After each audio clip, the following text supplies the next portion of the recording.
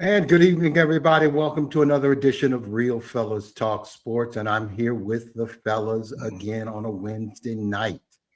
Gentlemen, how you doing? You doing well? I hope you are. Let me start with Greg Finner. How are you?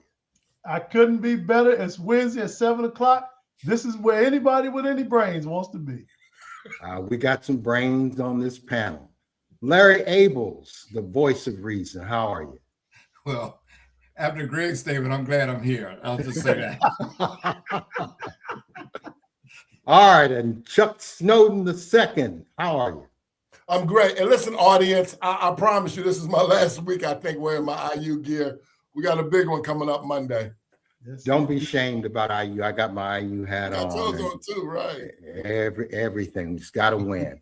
We're going to start with the NFL, but before we get into the nuts and bolts of the playoff games, we got to talk about one of the great coaches in the history of the NFL, and I'm not exaggerating. One of the great coaches in the history of the NFL stepped down, Mike Tomlin.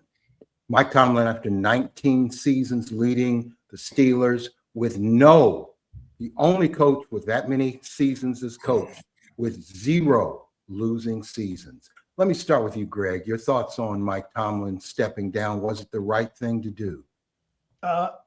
For me, in my mind, no. But I understand Mike Tomlin. I mean, he's a man. He's a human like everybody else. You can only stand to listen so long to people chanting for your departure, your fire, and your dismissal. But I will tell you that the Pittsburgh Steelers fans are about to mess around and find out that things can get worse. 19 winning seasons. I don't care if they haven't lost. I do care if they've lost playoff games. But listen, man, that's a storied franchise. He is an incredible representative of Pittsburgh. And I'm telling you, it's just a big mistake. It's a big mistake. But I bet dollars to donuts that it was somewhat mutual. I mean, once he decided that he wanted to go, just like whenever I've had folks resign, I never tried to talk them in the stand, because if your mind is already checked out, you're checked out. You're checked out, and just let him go. But man, I think it's a mistake. But look, there's 9 teams out there looking for head coaches, 8 minus the, if you don't count the Steelers. Yeah, he can do pretty much whatever he wants to. He can pick the job that he wants, and he pretty much has it. Larry, you've managed a lot of people over your career. Mike Tomlin's a great manager of men. What are your thoughts about him stepping away or being mutually agreeing to step away? What do you think, Larry? What about Mike Tomlin? I think he stepped away, and I think he's done the best with what he was given to work with. And I don't think he's had a quarterback since Ben Roethlisberger, and that streak of 19 seasons above 500 really stands to reason. I think they probably had about 7 quarterbacks since Roethlisberger resigned, and nobody of really note that was in their prime, at least. A couple of guys with names like Russell Wilson and Justin Rodgers. Yeah, they were certainly past their prime. My hat goes off to him, and I think he should find a home someplace like Baltimore. He got the talent that will put them over the hump. And then I wonder what the Steelers fans would say. That would be very interesting. Chuck, your thoughts on Mike Tomlin? Great coach, a great motivator, a great leader of men. Do you agree? I will echo everything you guys have said so far. He is unbelievable. 18 or 19 straight years of a winning record. But I'll be a little bit of a contrarian. I mean, quite frankly, when he got in the playoffs for the last 7-8 years, nothing, 0, nada. And a fan base is just not going to tolerate that, but for so long. I mean, it's just not. That's just the way that goes. It's a tough league. It is a tough league. But I got to say, Mike Tomlin has done a great job. But it's probably good that he did step away. 100%. At some point, you can't listen to the boo birds forever. And by the way, yes, there is 9 openings, but I believe that guy's going to be in somebody's studio next year. And I think he's got some great sound bites and so forth. I think he'd be they pay a lot of money to those cats that come into the studio. Now, keeping in mind Mike Tomlin's contract, he has got 2 years technically left on the contract. So if he were to coach next season, it would have to be a trade, some kind of compensation between the Steelers and whatever team Tomlin. Number one draft choice. Wow. Well, Number one draft choice. The studio's looking and pretty good. Yeah, the studio's looking Mike pretty Tomlin good. would be pretty good on TV. Yeah. But I I heard, think I heard a trade that would be kind of funny, right? Harbaugh for Tomlin.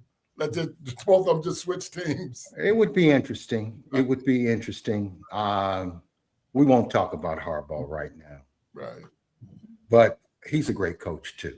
All right, let's start with the NFL playoffs. The Rams stunning Carolina. And let me start with you, Chuck. What do you think about that? Are the Rams a team to beat? They came back and beat Carolina 34-31. Heck of a game. Heck of a game. Look, I think Carolina was a little, I know they had a losing record, but they're a little ahead of schedule, meaning I think look out for them next year. They're going to be very, very competitive. They played well down the stretch. They played well in that game. But the guy who I think is the MVP this year, for me, is Stafford. And Stafford on that last drive, he did his thing, 6 of 7, 75 yards, threw a touchdown to one of those, to the tight end cat. And it was impressive.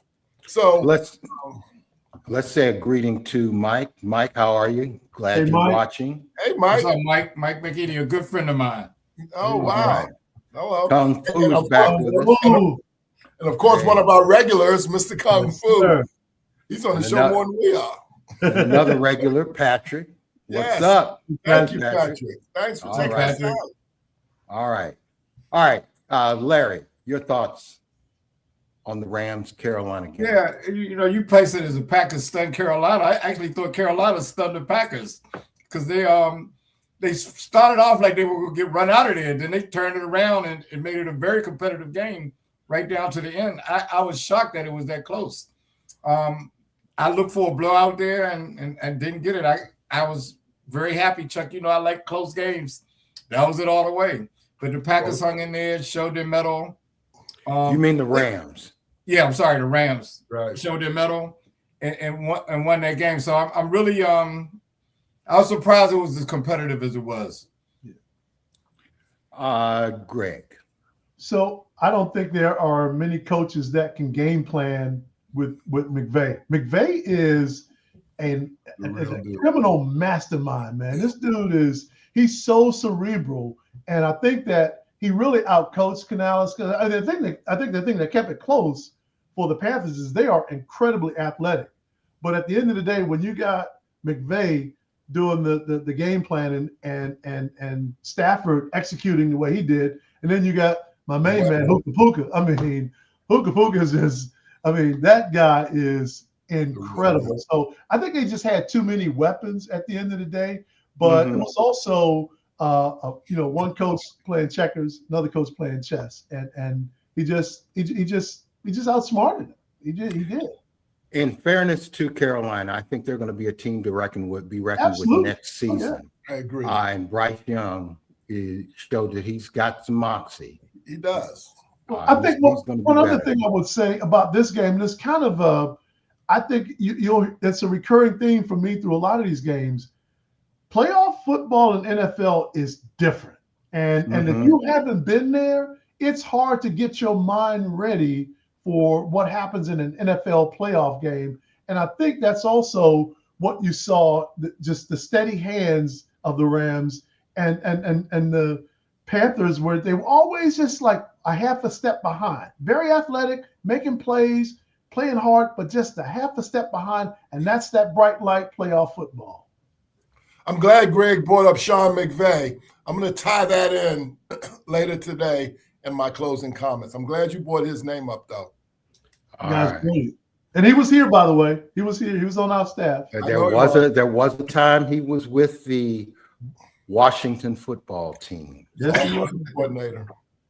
All right. But I throw that in, Yes.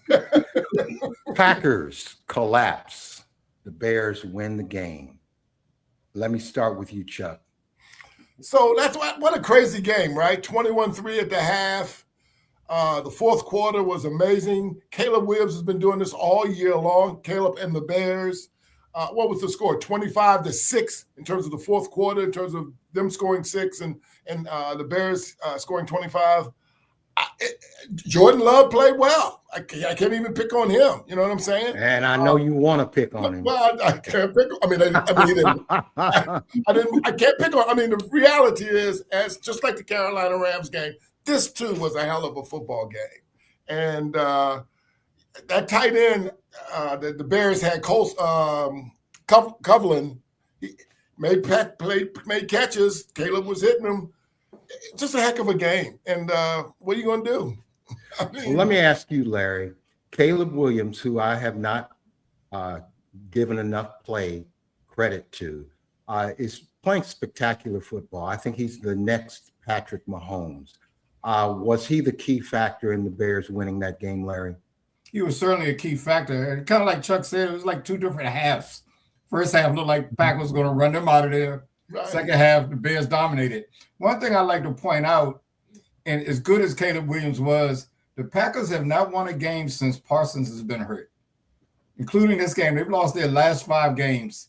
In a close game like this, maybe he would have made a difference, you know. So I just want to throw that out there. But take nothing away from Caleb. When he has to produce, he's done it.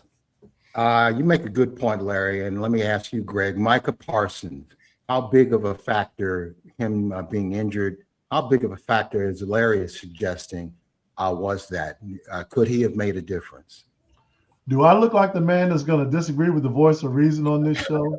No, I'm not that guy. Now, Larry is absolutely correct. Parsons that guy is a factor. Anytime you got a game plan around him. Now, I will tell you, I said on the show probably 2 weeks ago, the Packers have been on a skid. They just haven't been in sync for a while now. Maybe it is the whole Parsons factor, but you know, whenever you're a quarterback and you know you got Parsons on the field, you're always looking out of the side of your eye for that dude, man, because he's a factor. He's a beast. I thought LaFleur, I thought he coached a good game, but I don't think he made the adjustments. Now, I will say one thing that just jumped out at me about that game. That 4th down pass that Caleb Williams made was sick. Off balance. Moving to his left, off balance. Now, and they showed where the defensive end knifed in. If he had stayed in his lane and kept to the outside, he wouldn't have had that lane to even throw that pass. But boy, he put that pass in there on the money. That was something like, okay, this kid is special. This is special. This is really special. So I thought that it was a combination of the Packers slipping and not making adjustments, and the Bears just rising to the occasion, man. They really did. You know, one thing about that game, the Packers offense, I think they had like 3 straight 3-and-outs or something. You know, had they just controlled the ball a little bit, they might have been able to win that game, but they just could do nothing in the second half. Let me ask Chuck this question, and you're going to like this question, Chuck. You know how much I like Jordan Love, right? Yeah. I like him. But he has this ridiculous tendency to just kind of throw the ball away at inopportune moments, letting the ball go. It's either going to be a fumble or potential interception. Do you see the same thing that I'm seeing from him? I don't know. I can say that. I mean, Larry makes a good point, though. They had 3 straight 3-and-outs. He is their quarterback, but he had 4 touchdowns, no interceptions. Yeah. You know, also with them, you talked about Micah Parsons. About halfway through the season, they had this tight end that was on a all-pro trajectory, and they lost him too. And, you know, then he went down. Love went down for a couple games. The receivers are just coming back. So they've had injuries all year long. David, as much as I want to take a shot at Jordan, I can't really. I gave you a chance. I know. I can't really. I think Greg makes a point. If Caleb doesn't hit that guy on that 4th down play, the Packers win that game. Game over. Game That over. was a hell of a throw. That was a hell of a throw. Tremendous throw. And Tremendous remember throw. now, they're playing in this cold weather and so forth. In fact, I saw this weekend, I guess the game this weekend against I think the Rams are going there this weekend. It's going to be like 15 degrees. And dude, it was 4th down and a lot. It was 4th down and a lot. I mean, it wasn't a short play. As long as it's not 10, 12 below zero. They'll be They fine. play. They They'll make be fine. plays. All right. Buffalo And one Jacksonville. more thing, one more quick thing. You know, Be quick. that little Floyd thing hasn't been solved. Meaning, He'll be back. okay, He'll be back. He'll be I'm back. not so sure. I'm not 100% sure. Either. He'll be back. He'll be back. I'm the voice of certainty.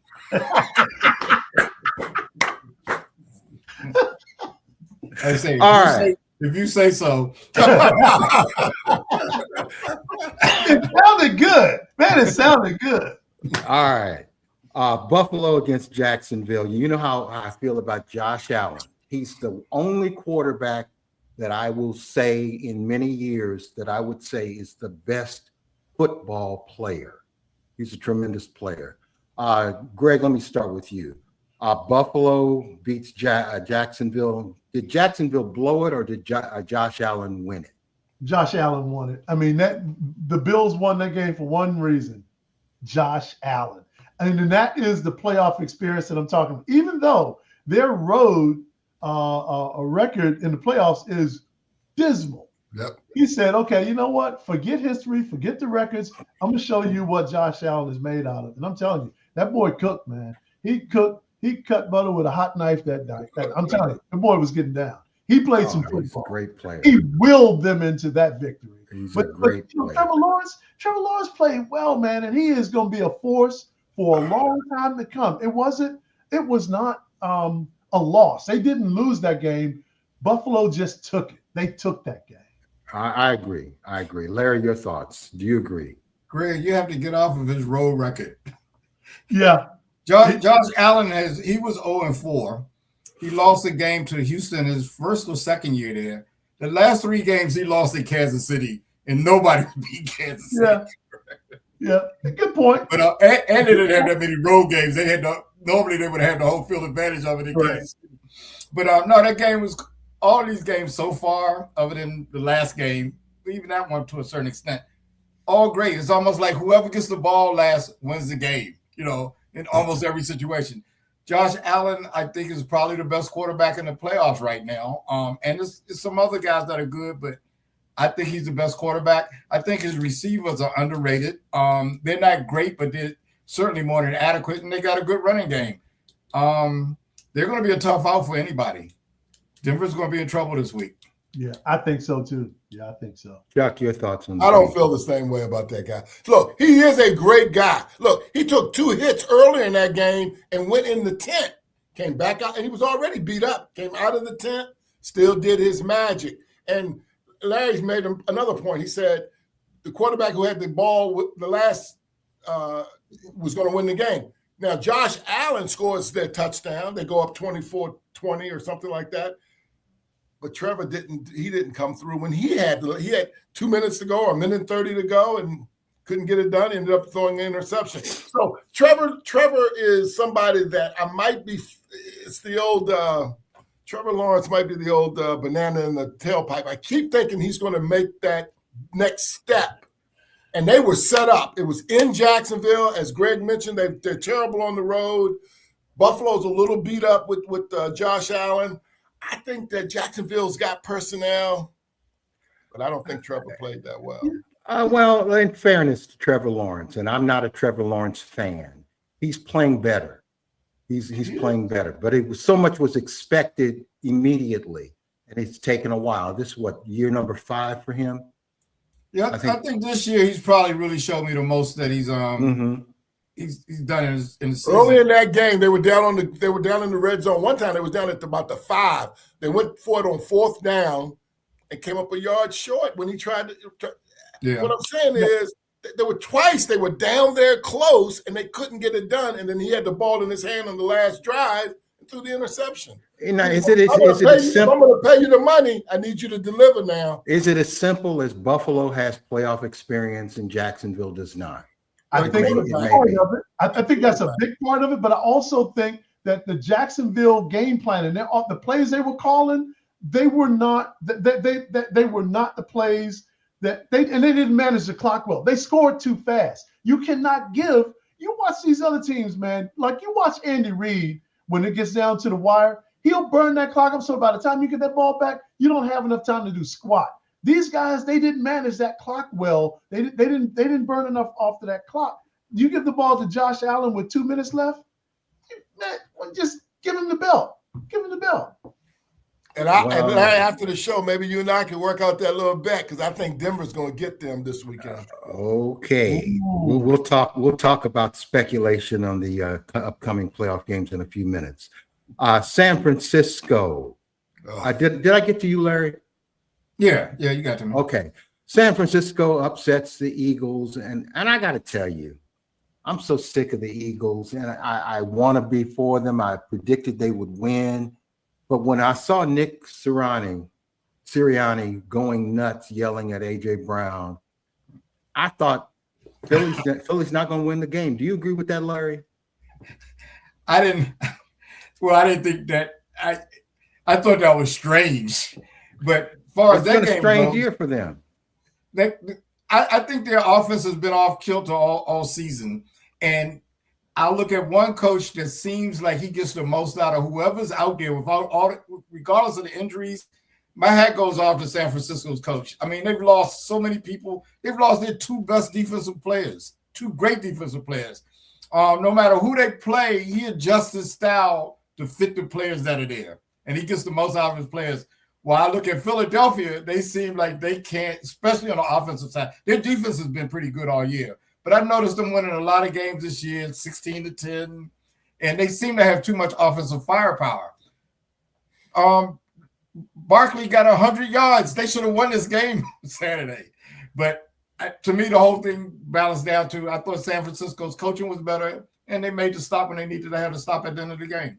Kyle Shanahan, I've got to give him credit. I'm not a big Shanahan fan. I'm not a fan of a lot of players, as you probably know.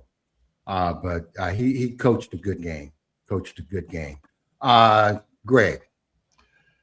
First of all, this was not an upset. I do not think this was an upset. Maybe the odds makers in Vegas saw it that way, but to me, the Eagles have been sputtering like a three-legged horse for the last year. Their offense. Listen, their offense is damn near NFL malpractice. I mean, it is so bad that it's like, and AJ Brown, stop whining, catch the damn ball.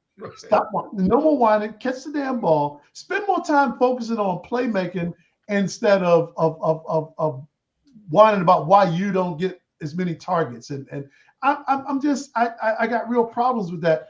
Go Devontae Smith. He's focused, he's low key, keeps his head down, he's humble, and he catches the ball. Now, he made some acrobatic catches. I mean, he went up and he took some shots across that middle. He can't weigh more than 170 pounds. And I'm probably putting a thick link chain around his neck to get to that. I mean, but that guy's got heart. He plays, with every ounce he has every day. And Sirianni, listen, one thing I've noticed about all these teams, and it's been happening for years, teams play to the personality of their coach.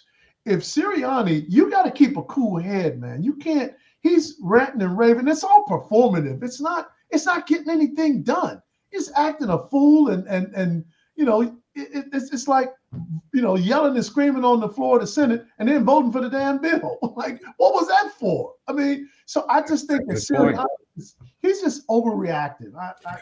Yeah.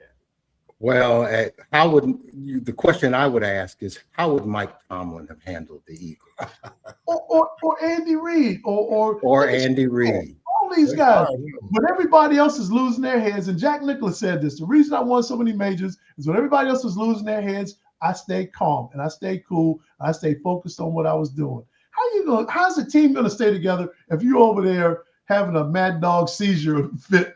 How's the team going to stay focused? That's the same coach that yelled at the fan during the game. Yeah. Chuck, did I get to you? Oh, no. So I don't know what the problem is. I think they think it's the offensive coordinator because they fired him, right? Again, I don't know if it's A.J. Brown. I don't know if it's Sirianni. And I don't know if it's not the quarterback. I don't know what the problem is. As Larry said, the running back finally got his 100 yards. they just don't. They're not creative. You look at San Francisco, right? Juan Jennings threw a touchdown pass that was beautifully executed, right on the money. McCaffrey he had 2 touchdowns. He can catch. So can Saquon. Maybe you throw him passes on the wheel route. There's just no imagination, no creativity. San Francisco just outcoached that team, in my opinion. And it wasn't like San Francisco had a ton of statistics in that game either, but they made the plays they had to make the win. And Philly. Chuck, that word creativity, that's the word. And all you got to do is watch a team on a 2-point conversion, and that tells you everything you need to know about their creativity. Watch them on a 2-point conversion. Some make it look easy. Some make it look like climbing Mount Everest barefooted, blindfolded. Well, I think that I don't know about that. Well, I think A lot Mount of people have been saying that about their offense, lack of creativity, and that's been part of AJ Brown's complaint. That they're too sterile. But the word was, we're winning. And I'm looking at them too, 13-10, 16-7. I'm like, your defense looks good, but wait till you have to face somebody that can put some points up there. That's a good point, Larry. Okay, let's start wrapping the NFL up. Chargers and Patriots. Oh, what a terrible game. It was so boring. I fell asleep on it. 16-3. Justin Herbert, who everybody says is going to be great. He hadn't been great in 5 years. Let me start with you, Chuck. So I don't him and Trevor. I don't know. They looked the part, right? 6'6", 230, tough guy. Played with a broken hand the last 3 weeks. He'll run the ball. He'll hang in there and take a beating. But they don't win They don't win these games that you think you're ready for them to move to the next step. They call him the next Josh Allen because of his physicality. He just doesn't get it done. And like you said, David, that was a horrible game. It wasn't like Drake May looked great or the Patriots looked good. Their defense looked good, but it was just an ugly game. Boring. It's boring. It's ugly. You're right. Maybe the injuries, because they said both tackles were out. So maybe the injuries affected that team. But they earlier in the year, that team looked pretty good, the Chargers. Late in the year, they looked terrible. Okay. All right. Where am I? Greg and I can comment on that. All right. Is it your turn, Larry? Yeah, Greg. No, I have commented, but I'll go next. Go ahead. Yeah, to me they didn't block for him. So Chuck mentioned earlier that both his tackles were out. That might account for it because All pro. Herbert, I think he's okay. I think he's probably better than average, but gosh, he didn't have a chance Saturday, whatever the game was. The Patriots were on him so much, and I didn't think Drake May really looked that great either. Right. So both defenses showed up. I like good defensive games, but it really seemed like the offenses were inept. And when I say enough, particularly for the Chargers, they just couldn't block for the quarterback. You didn't have a chance. Right. Okay. Let me hear from you, Greg. I'll make this real quick. In the third quarter, I almost called the stadium and impersonated Herbert's dad and said, "Take my boy out of the game before he gets killed." It was a hideous game. It's terrible. It's a terrible game. All right. Coming up in the playoffs, Bills versus the Broncos. We got one more game. Oh, we got one more game? Texans Steelers and and Texans. Steelers. My Yeah. bad. Larry, let me start with you since you helped me out here. Seemed like a competitive game through 3 quarters. It was 7-6, but you could tell Pittsburgh was never going to score. It was just a matter of time. They just were horrible offensively, and part of that is due to Texans' great defense. But I was shocked that Pittsburgh couldn't do anything. They looked like they didn't have the time to throw the ball downfield. All quick passes. Texans came up and took that away, and this looked like they just surrendered. Rodgers looked like he looked like a lot like Herbert. They was on him so quickly. My hat goes off to the Texans, but their offense really didn't look good either. They need to get it together, or they're going to be in trouble next week. It was an ugly game, but it was still interesting. And Aaron Rodgers, well, I got a lot to say about Aaron Rodgers, but I'm hosting this week. Hey, Chuck, your thoughts? So listen, I love the Texans defense. I just love them. Their offense was fine. If my man wouldn't stop fumbling the ball and you know, that kind of thing, that game could have been a bigger spread. There's everything about, they don't miss tackles. They rush the quarterback. They come from all sides. They're unified. They're all connected. I have them in the Super Bowl. I love that defense, and that defense is going to carry that team to the promised land. They ran the ball fine. The running back had over 100 yards for the Texans. So it was just they kept fumbling the ball and losing the ball. I'll tell you another thing too. They, on every big third down play, they got those big chunks using that guy Kirk. That Kirk had those big chunks, and then on the other side, Steelers couldn't make a third down play. They just couldn't do it. All right, Greg, your thoughts. Again, offensive malpractice. I mean, the Pittsburgh Steelers, that was just malpractice. But I will tell you that C.J. Stroud, when Tiger he won a few tournaments, like really not playing well, and people got offended because he said he won with his C game. C.J. Stroud won with his C game. I mean, the only reason he won that game with all of his turnovers and mistakes was that he has these two Doberman pinches named Hunter and Will Harrison. These boys, when they get after a quarterback, it's like a junkyard dog, man. There is no escape. And they are fast, they are strong, and they are determined. I mean, the guy got a sack one time with the offensive lineman on top of him. He's on top of him, and Hunter still grabbed him by the ankle and got the sack. I'm like, these are the guys are like the Freddy Krueger of the NFL. You can't kill them, man. But I just think I'm with Chuck. I'm not ready to pick a Super Bowl contender just yet. But, man, they're hard to go against because their defense is so ferocious. But Stroud's got to get his act together this week. He's got to get his act together. Hey, I want to make one little thing, too, real quick. So there was a tackle. There was a tackle for Texans. He was jumping off. He was the right tackle. His last name was Brown, number 77, I think he was. 76. He looked so much bigger than everybody else on the field. I was like, good grief, how big is this guy? So I looked it up. He's 6'8", 380. Let me repeat that. Charles is 6'7", 250. This guy is 6'8", 380. And this is his 11th year in the pros. Well, he's done well at That's that a lot of man. size. That's a lot of man. That is A lot of man. All right, let's predict next the playoffs.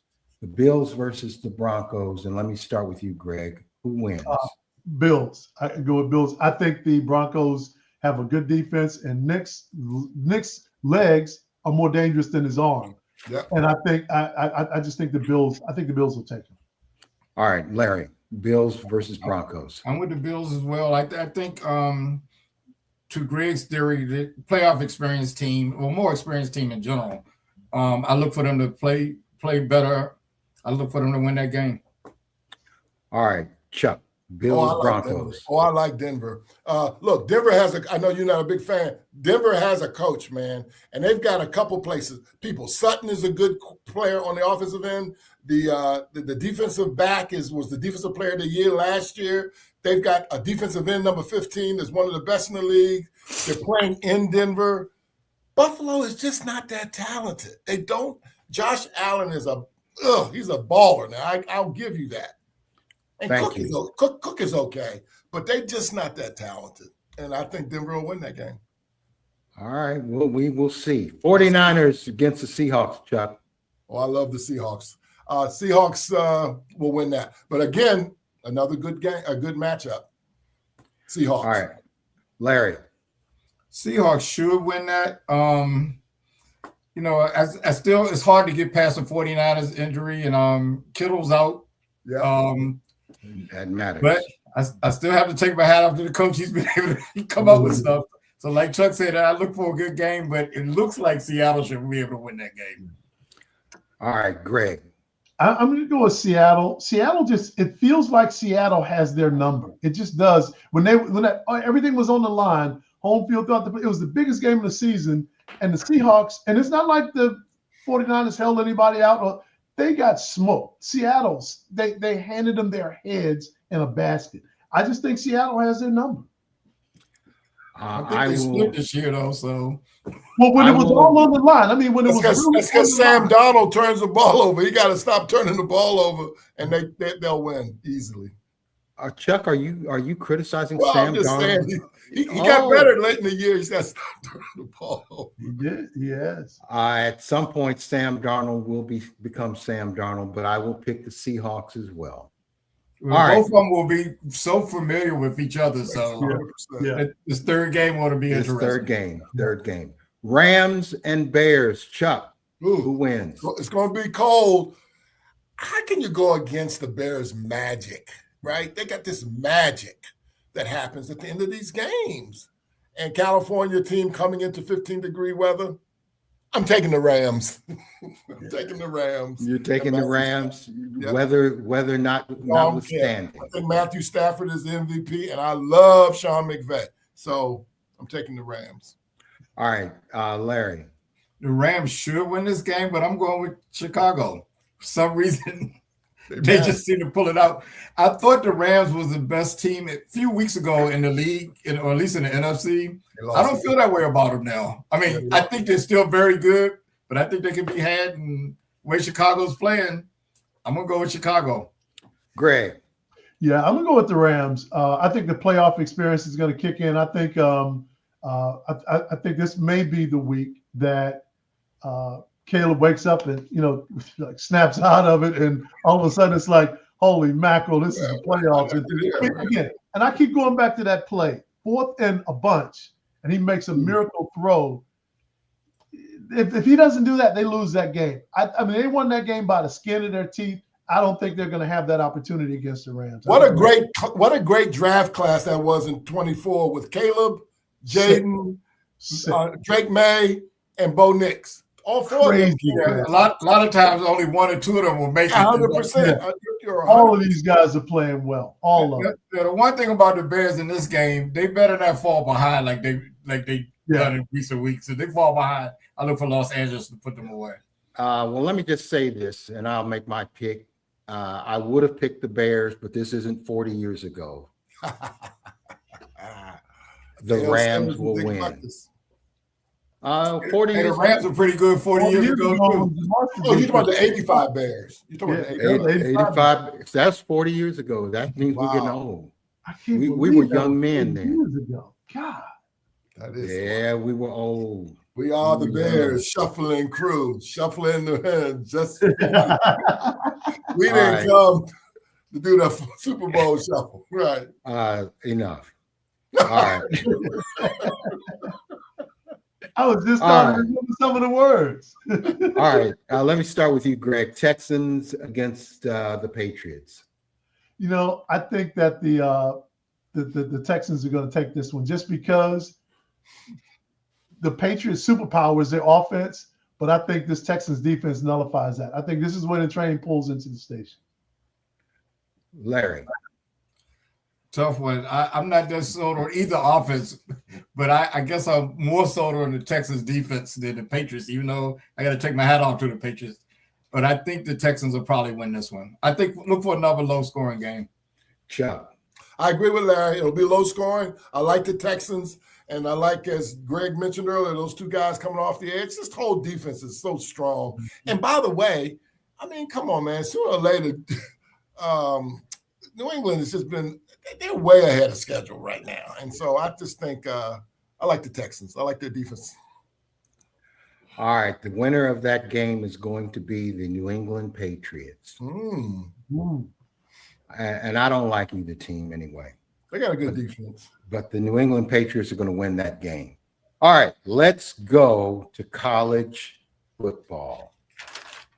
By the way, I got my IU hat on. I didn't go to IU, but my family did. And Chuck, and your friend Chuck, you've got to start. Who is going to win that game? No, before we do that, we got to talk about the previous games. Ole Miss against Miami. What happened, Chuck? Let me start with you. What Listen, happened? man, I didn't know look, 3 weeks ago, I didn't even know who Trinidad was. I didn't. I never heard of him, didn't know nothing about him. Maybe I don't know where I've been. But I really like that kid, Trinidad Chambliss. And he's special. It's just that Miami had that guy who's this is his 7th year in the pros. He had in college, he had that last drive. He executed the hell out of that last drive. Saw an opening, ran 3 yards. Scampered on into the end zone, didn't he? Ran it all in. But I'm telling you, up until that point, Trinidad was going toe for toe, battle against that guy toe for toe. And so I thought it was he's special. I really like Trinidad. He's my Larry, takeaway from the playoffs is this new star guy named Trinidad. Trinidad Chambliss. I thought Trinidad was a little, I shouldn't say Trinidad, Mississippi's offense was a little slow starting because Miami dominated the time of possession so much. Mhm. And I didn't see Mississippi really having an opportunity till the second half. Once they got the opportunity, then Trinidad started showing what he could do because I was like, they were going 3 and out early on. I think Miami is kind of peaking at the right time. Obviously, they had a championship game. Great game, great matchup. Probably should have had one more play because of that pass interference that they didn't call. Oh yeah. But, That's I correct. like the NFL. It's not a spot foul, so they would have had to Gone back there there. about Right. the 20 or something like that. But they should have had one more play. That I was like pass interference. That was pass It interference. was, it was. No, they were jockeying with each other at first, and then when the ball came, he actually held his arm He down. didn't even get his arm Yeah. up. Yeah, he was more than jockeying down the stretch. So, Greg, was that pass interference? I think it was, and I think I kept asking myself: is it that the referee was blinded to it, or he didn't have the guts to make the call? It's one or the other. Either he just couldn't see that arm being clamped down, or Or when you both. see a guy going up, with one arm, you got to Yeah. know that's not intentional. These guys are trying to catch the ball with 2 hands, so I think he just didn't have the guts to make the call. But it was PI. I think the thing that made the Miami team, the Hurricanes, so great, their success is going to be very thing. I know we're going to get to this. The very thing that's going to kill them in this game. They run around like a bunch of wild men every game. And I'm telling you, nobody has put the game plan in place to capitalize on it. Draws, quick screens, like things like that. Mississippi didn't do anything. They didn't you're going to see Cignetti do some college football jiu-jitsu. I mean, he's going to turn their very strength on them. I think that they were just playing out of control. They were running in from every angle, just from everywhere. This play, I can't even tell you the name that I really call it. I'm not going to say it on the air. I'll tell you all when we're off the air. But the name I really have for that, the kind of football that Miami plays, yeah, it's good for a while. But when you run up against a real criminal mastermind on offense, you'll look like fools. You're going to look like fools. In fairness to Miami, let me just ask this question to the panel. Did Miami save the reputation of the ACC? There was a whole lot of questions before the picking of the teams. Did Miami or Notre Dame deserve to be in? And Miami made it to the championship game. The ACC, tough year for that league. Let me start with you, Greg. Did Miami save the reputation of the ACC? That's a resounding yes. Clemson was a huge letdown. UNC, I don't know what they're doing. And I'm not even sure NC State still gives college football scholarships. But I'm telling you, Miami, they saved the ACC and they've made Notre Dame. It's like, you know what? Stay quiet. Right. Yeah, stay quiet. Stay quiet. And I got a good friend of mine whose son plays for Notre Dame. So I'm a fan of Notre Dame. But no, their argument got nullified. All right, Larry, do you agree that Miami helped the ACC and maybe improves their position in the future years? No, I think, the agreement where they'll get a guaranteed team is what it was improve their position. I thought Miami should have been there. I was one of the ones, if it was between them and Notre Dame, I thought they should have been there. Perhaps Notre Dame should have been there as well. But I don't think they saved the ACC. The ACC seemed like a garbage league to me. They seemed like the only decent team there. Wow. Chuck. So I don't think obviously they helped the ACC by going this far. I think they helped validate the fact that they got included in the tournament. I never bought into the argument that they didn't deserve because of what Larry always says. I like to see the decisions made on the field, and Miami beat Notre Dame. Yeah. So I don't even know how Notre Dame could have an argument. Now, one thing about Miami that's interesting, the quarterback for Miami, again, Carson Beck, when he checked into college 7 years ago, their best player on Miami, number 10, his name is Tony, was 11. Tony is 18 years old, and he just turned 18, number 10. Wide receiver. And he is their best player. And he's fast, and I love him. And again, he was 11 when Beck checked into college. So he was in middle school, huh? It's just crazy, man. Just crazy. All right. Now, watch that kid. let me just ask this question, and I didn't prep you guys for this question, but it's an easy one. SEC shutout of the championship again, won't win for the third straight year. Greg, your thoughts on the SEC? Because I'm happy. I'm happy as heck. Are you happy? I mean, I still think it's overall the strongest football conference in college football. I do think it is the strongest conference overall. But this year, the numbers just weren't with them, man. Indiana flipped the script on everybody, first of all. They flipped it on everybody. The Big Ten, I think Ohio State was a big letdown, but they got to, they got a long way. But I think they were a big they should be playing in this championship game. They just folded against Miami. But no, I'm glad to see some. I'm always glad to see other teams. I don't want to see any conference dominating just there over and over and over again. Just like I'm glad to see the Chiefs out. I'm glad. Stay home, Chiefs. Goodbye. I'm glad. Larry, your thoughts on the SEC? Hey, it was decided on the field. They had like 3 teams in the playoffs, right? Yeah. They had this shot, it was decided on the field. I don't particularly, care or anything. Like Greg, I think they are a pretty strong conference. And I wanted to see more Big Ten and SEC matchups, but SEC just didn't do it this year. Again, 3 years in a row. Georgia was the one team that I really thought was really good there, and they lost early. So that's how it goes. Chuck, real quick. Well, I disagree with Greg a little bit. I do think the Big Ten is better. When you got Oregon, Indiana, Ohio State, Michigan, Penn State, those 5 can go toe-to-toe with anybody in the SEC, in my opinion. So I like it. Look, once they started spreading the money around and so forth and so on, everybody's now included to the party. And it just changes the whole thing. No more of this money underneath the table like they were doing down. It's over the table now. It's over the table now, right? All right. Now we're finishing with you, Chuck, appropriately. Indiana smashed Oregon. Oregon, our new team in the Big Ten, 56-22. Did you expect that kind of demolition? No, I did 2 things. I didn't expect that kind of demolition. And did you see the crowd that was in Atlanta from Indiana? You see all of that red. There was just a small spot of green. It's a lot of money being handed out in Indiana, isn't it? Oh my God! They just execute the plan. They've got. I keep, early in the year I used to say Indiana didn't have like 5 stars and all that nonsense.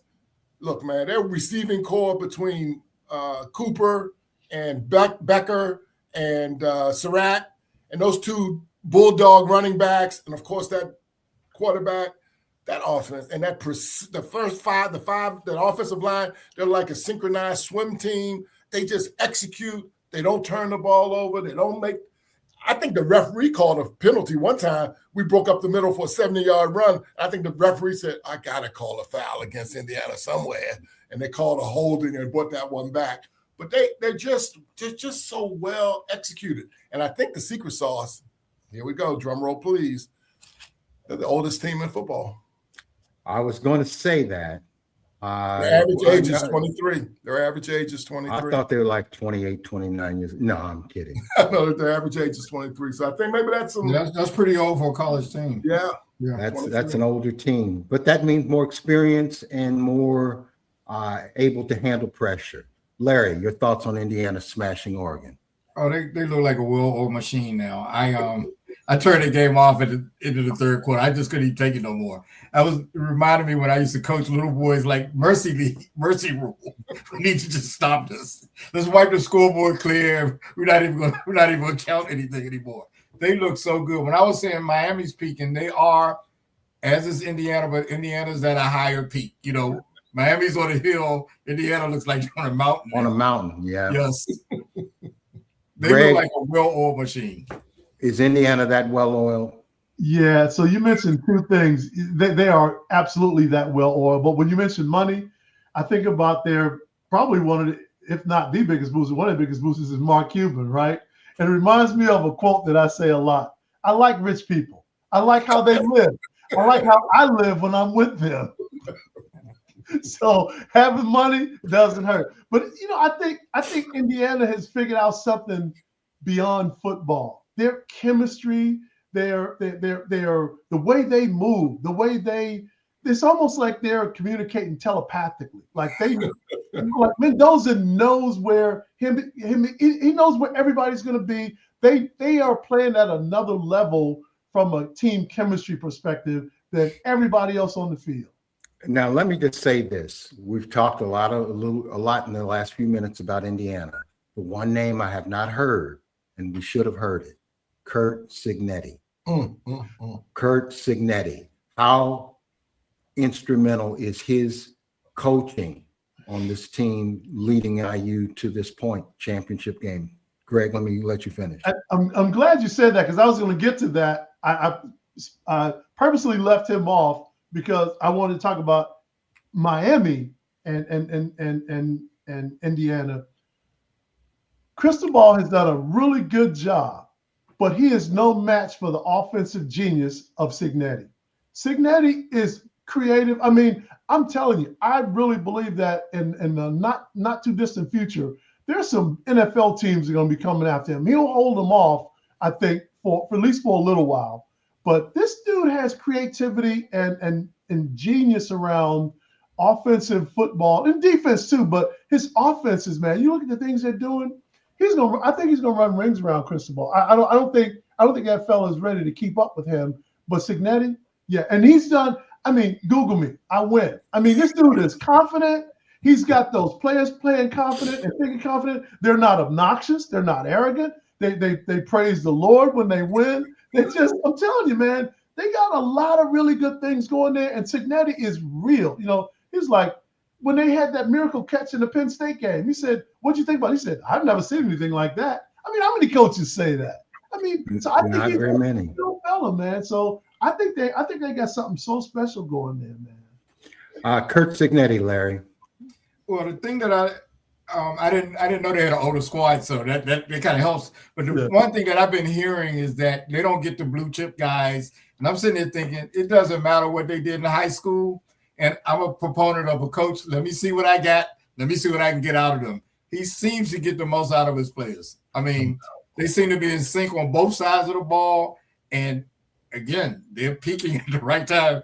Well-oiled machine. And it's got it. All of that falls back to the coach. You don't have that sort of synergy between everybody if the coach is not in order. Let me ask the Indiana University graduate his thoughts on Curt Cignetti and the importance of just being the kind of coach that Cignetti is. And that's calm, cool, and confident. Chuck. So, and I know this might be a little hyperbolic, but if they win this game on Monday, it's the greatest thing I've ever seen in sports, because I do know how inept and how ridiculous, or in David's words, the losingest program in the history of college athletics they were forever. It was just 2 years ago they were last place in the Big Ten. They were 1-8, 3-9 overall, and how this cat has come here and done this in that culture and flipped the script. Sure, NIL was part of it. Sure, he's got older players, but you got to know how to do that thing. And it's just, if they win that game Monday, bigger for me now than Ali over Foreman, bigger than me than, Villanova upsetting Georgetown, some of those Tiger Woods victories. It is the greatest thing I've ever seen in sports because I can't explain it. Let me ask you, Chuck, you were the Indiana graduate. You were there in the 70s. We're all of us are roughly the same age. Yep.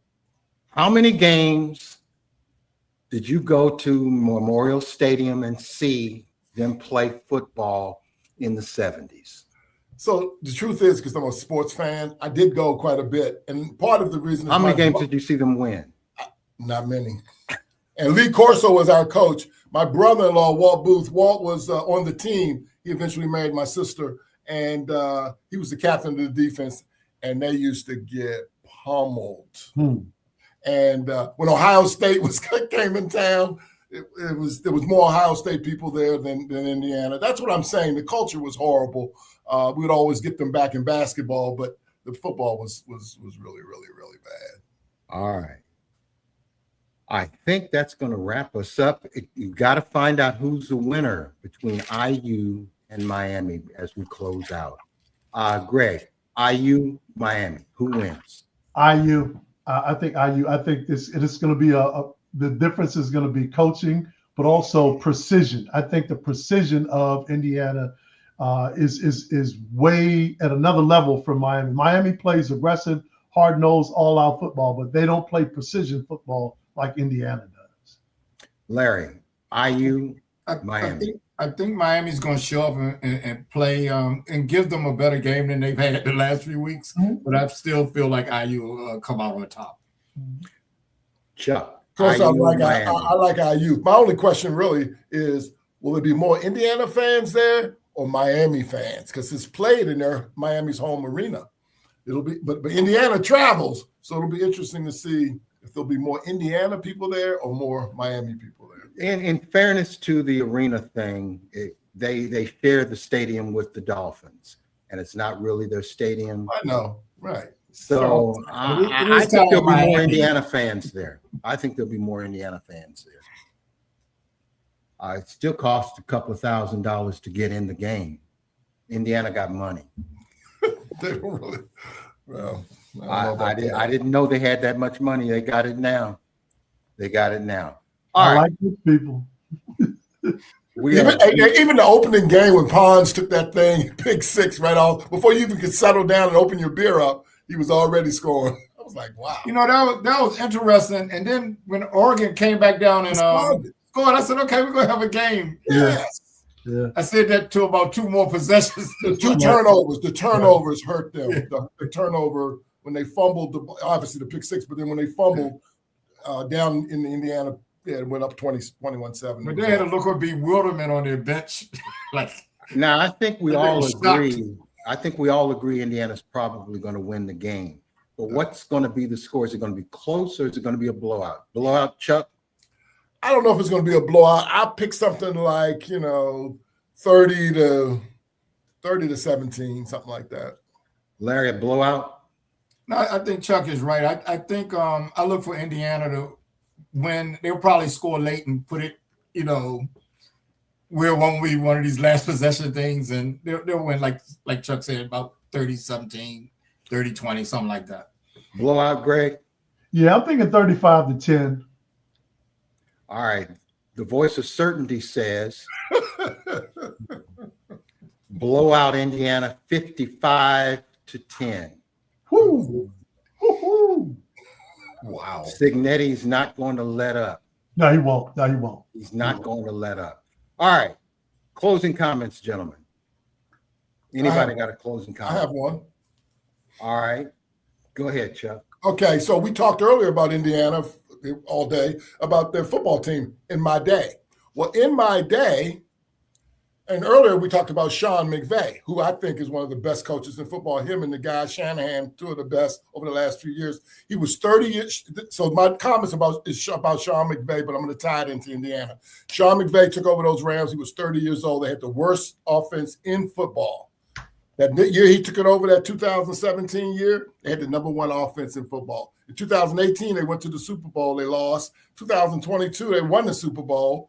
I mean, they're always there, right? They're always there. And by the way, later this month, he turns 40. When he took that job, he was 30. So I say this to say he's incredible. But here's the tie into Indiana. When I was at IU from 74 to 78. His daddy, Tim McVay, was a starting cornerback on our football team from 73 to 77. He met his wife there, Cindy. Cindy and Tim are Sean McVay's parents, and both of them are IU graduates. Wow. All right.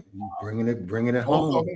And by the way, their father, the grandfather, is John McVay. When the 49ers were having that run in the 80s from 79 to 94, he was the president of the San Francisco 49ers, John McVay. All right. That's crazy. Who else has a closing All right, comment? boy. And I'll make All it real quick. Yeah, I'll be real Okay. quick.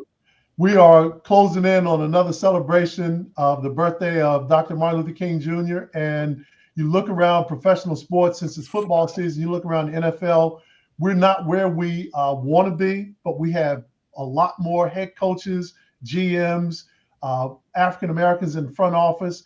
So we're not where we want to be, but thanks to the life and the sacrifices and the legacy of Dr. King, we are a lot further along than we would have been. And he changed so many lives. I want to thank him for even changing this little colored boy's life from Washington, D.C. All the opportunities I've had are because of the work that people like him did in the 60s and the civil rights movement to get us where we are. So thank you, Dr. King. Happy birthday. To Yeah. Stevie Wonder. Happy birthday. Larry, you got a closing comment? No, I don't have any. I will simply say to close out the show, Nebraska is undefeated in basketball. Is the earth going to stop spinning? Yeah. Vanderbilt is undefeated in basketball. It's a new world out there. It is a new world. Indiana, undefeated in football. It's a new world. And everybody, it's been a great show. Chuck Snowden, Larry Abels, Greg Finner, I'm David Burnett. Good job, David. is it for Right. us. Nicely We done. will see you next Wednesday at 7 p.m. And that's it for Real Fellas Talk Sports. If I can get this thing to go.